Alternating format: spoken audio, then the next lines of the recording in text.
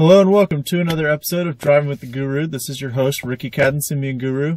And today's going to be a little bit light on the gadgets, kind of in between different phones coming in and out. So, do have something in my glove box though. But first of all, just wanted to chat for a second about Ngage. I'm real excited about it. I don't know if any of you have already gotten the installation and set it up and everything, but it's cool.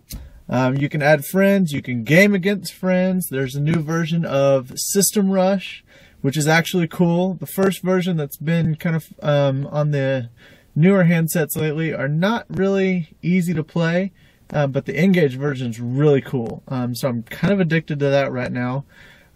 We've also got the Creatures of the Deep, which if you haven't played that, totally fun fishing game. You wouldn't think fishing would be fun, but it is. And then there is the Space Impact game, which is okay, and the Block Breaker, which I'm personally not a big fan of.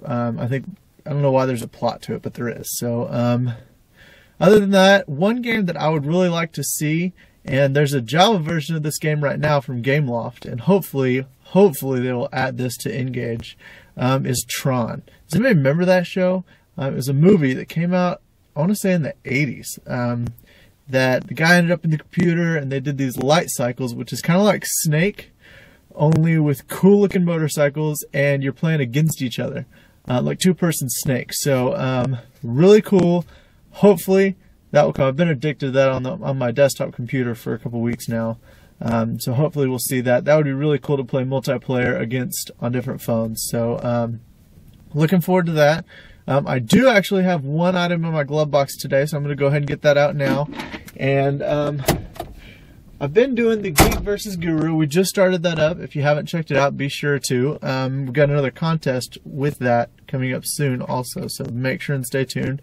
And this is the Nokia NH-501 stereo Bluetooth headset. You can see that it's pretty small. It's not full cans or anything like that, but it folds up really nicely, kind of compact, and then you just flip the earpiece is out like this to wear it, and it fits securely around the back of your head like this. And you've got 3 buttons on here, and then this one's just blank, but it's very comfortable, very lightweight, and it charges with the standard Nokia charger, so you can charge it up with just about any charger you have. The music quality through these is pretty good. I got these from a Howard Forums member who was at the LA Mansion event, and he had a couple spares, so he passed them over to me. Super easy to pair. Personally, and I hate to say this, I would probably still choose the Motorola S9 stereo Bluetooth headset over this. I like the size better, and I felt like it fit a little bit more comfortably, but if you're in the market for a pair of stereo headphones and you just want something kind of cheap, you don't want to drop like $100 on them, the NH-501 I would definitely suggest. They're extremely comfortable. The sound is really, really good, and I mean, they're just a nice little cheap pair of Bluetooth headphones. So I'll be using these continuously throughout Geek versus Guru. So if you're wondering what I'm using to listen to music, this is it, paired with my N95 of course. So another item that I wanted to show you was the Nokia N810. Kind of showed it off in the last show, and I've been using it a lot. And you know what? This keyboard is awesome. I haven't even paired it with my iGo external Bluetooth keyboard because I haven't needed to. I can totally type on this without having any problems at all. So big fan.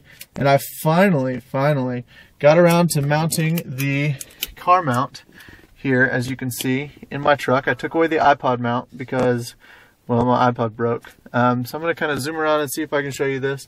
It's held in place by this part, and this all comes in the box, so you don't have to buy anything extra to get this part. I mean, you'd have to build this by yourself, but this is a standard amps mount. It's a 4-hole mount, and that's standard with most dashboard mounting systems for like the satellite radio and stuff.